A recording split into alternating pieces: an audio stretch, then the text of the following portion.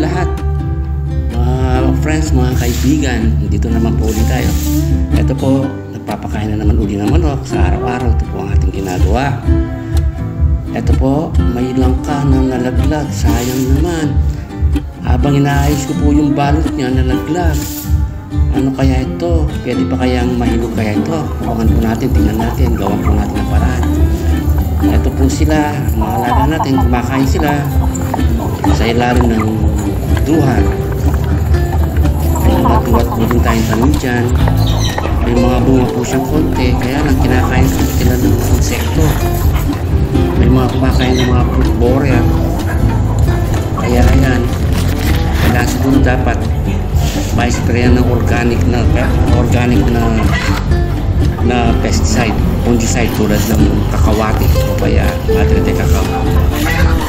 Ayan po yung buhay natin dito, simpleng-simple lang sa paligid. Maraming salamat po sa kapatid ko si Ate Babes at si bayaw po si Kuya Raul, at pinapagamit nila sa akin itong lugar nila habang wala sila. So parang ako na lang yung caretaker. Maraming salamat po. Thank you.